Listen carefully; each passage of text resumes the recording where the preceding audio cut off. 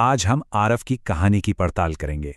ये एक ऐसी कहानी है जो कह सकते हैं एक आम सी यात्रा से शुरू होती है, लेकिन धीरे धीरे एक बहुत ही भयानक मनोवैज्ञानिक दुःस्वप्न में बदल जाती है।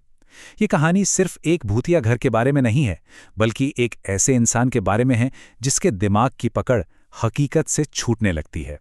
कहानी की शुरुआत होती है एक रहस्यमयी बूढ़ी औरत की इस अजीब सी चेतावनी से। बस एक वाक्य जिसने आरव की दुनिया को हमेशा के लिए बदल कर रख दिया। और ये चेतावनी तो बस एक झलक थी उस खौफ की जिसका वो सामना करने वाला था। तो इस कहानी के जो मुख्य किरदार हैं वो है आरव और निशा। आरव एक बहुत ही टैलेंटेड फोटोग्राफर और निशा एक लेखिका जिसे रहस्यों से, मिस्ट्री से बहुत लगाव था। दोनों 5 साल से साथ थे और उनका रिश्ता उनके पैशन से भी कई ज्यादा गहरा था। आरव का प्लान सुनने में बिल्कुल परफेक्ट था, निशा के जन्मदिन के लिए एक रोमांटिक गेट अवे। लेकिन कहते हैं ना, कभी-कभी सबसे अच्छी नीयत से चुने गए रास्ते भी आपको सबसे अंधेरी मंजिलों तक ले जाते हैं। उनकी यात्रा उन्हें एक गांव में ले गई जिसका नाम था रुधिरपुर। एक ऐसी जगह जो नक्शे पर भी बड़ी मुश्किल से मिलती। और बस यहीं से उनकी रोमांटिक यात्रा ने एक भयानक मोड़ लिया। उन्होंने एक ऐसी दुनिया में कदम रख दिया था जो परछाइयों और अनकहे राजों से बनी थी। वो गांव बहुत ही अजीब था। सोचिए, शाम के 6 बजे ही सड़कें पूरी तरह वीरान थीं और हवा में एक अजीब सा बोझ था, एक अनकहा डर। हर दरवाजे के बाहर मशालें जल रही थीं और खून जैसे लाल दरवाजों पर अजीब से मंत्र लिखे हुए थे। साफ था, ये जगह अपने राज किसी को बताना नहीं चाहती थी। और तभी जब आरव इस अजीब से नज़ारे को अपने कैमरे में कैद कर रहा था, उसके लेंस के सामने अचानक एक बूढ़ी औरत आ गई। उसकी आंखों में दहशत थी। उसने घबराकर एक चेतावनी दी और पलक झपकते ही गायब हो गई। आरव को तो अपनी ही आंखों पर यकीन नहीं हुआ। और फिर उसने कुछ ऐसा देखा जिसने उसकी रूह कपा दी।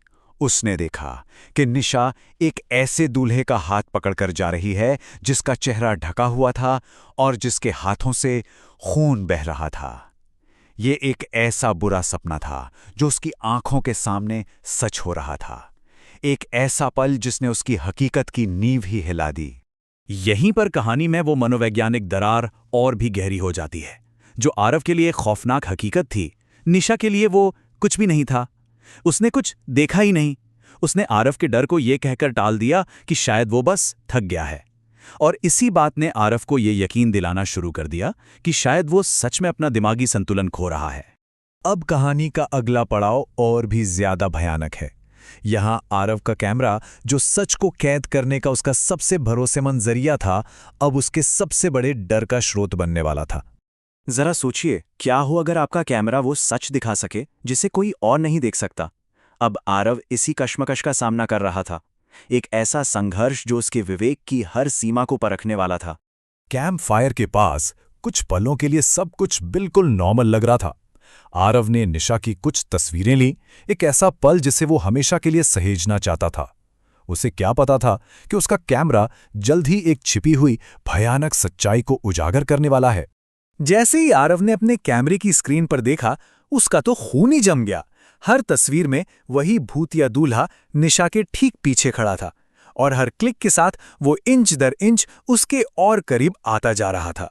खतरा असली था और सिर्फ आरव का कैमरा ही उसे देख सकता था। लेकिन सबसे डरावनी बात तो तब हुई जब निशा ने तस्वीरें देखी। तस्वीरें बिल्कुल नॉर्मल थीं। वो दूल्हा जा चुका था। आरव के लिए ये एक तबाह कर देने वाला पल था। उसका एकमात्र सबूत गायब हो चुका था और वो इस भयानक एहसास के साथ अकेला रह गया था कि वो अपना दिमाग खो रहा है। अगली शाम वो हवेली उन्हें फिर से अपनी ओर खींचती है। इस बार वो रोशनी से जगमगा रही थी, जैसे कोई बड़ा जश्न चल रहा हो। एक अजीब सा खिंचाव उन्हें अंदर ले जाता है, एक ऐसी जगह जो आकर्षक भी लग रही थी और खतरनाक भी। अंदर का नजारा सीधे किसी बुरे सपने जैसा था। चांदी की थालियों में एक शानदार दावत सजी थी, लेकिन कोई मेहमान नहीं था। पूरा महल खाली था। बस हवा में सड़े हुए मरे हुए फूलों की भारी गंध तैर रही थी। और यहाँ कहानी अपने सबसे भयानक अंजाम तक पहुंचती है। जाल बिछ चुका था और आरव एक ऐसे दुस्वप्न का गवाह बनने वाला था जिसे वो चाह कर भी रोक नहीं सकता था। सब कुछ पलक झपकते ही हुआ। हवेली का भारी दरवाजा जोर से बंद हो गया, मंत्रों की आवाज गूंजने लगी और वो प्रेत दूल्हा सीढ़ियों से नीचे उतरने लगा। आरव ने भागने की कोशिश की, लेकिन ऐसा लगा जैसे उसके पैर जमीन में जम गए हों। वो बस एक दर्शक था जो सामने होने वाली भयावहता को देखने के लिए मजबूर था। आरव की आंखों के ठीक सामने निशा बदल गई।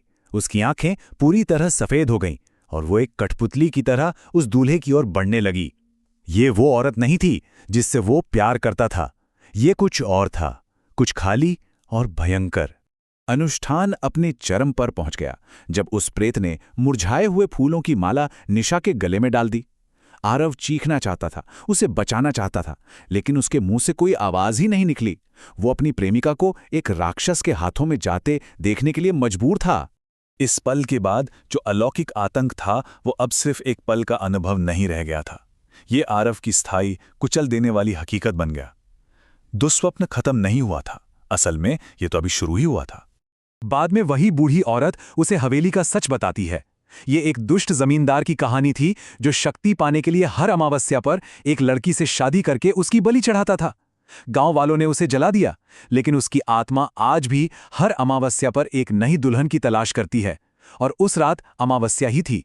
ये सच आरव के सबसे बुरे डर को हकीकत में बदल चुका था। और तब आरव को वो अंतिम आत्मा को झकझोर देने वाला एहसास हुआ। एक परफेक्ट जन्मदिन की ट्रिप बनाने की उसकी कोशिशों ने ही निशा को सीधे उस भयानक भाग्य की ओर धकेल दिया था। वो उसका रक्षक नहीं था, वो अनजाने में उसे उस राक्षस तक पहुंचाने वाला बन गया था। कहानी यहीं खत्म होती है, लेकिन आरव के लिए ये दुस्वप्न कभी खत्म नहीं होगा, और ये सवाल उसे हमेशा परेशान करेगा। क्या होता है जब दुस्वप्न हकीकत बन जाए और आप ही वो इंसान हो जिसने अपने सबसे प्यारे इंसान को उसमें धकेल दिया हो?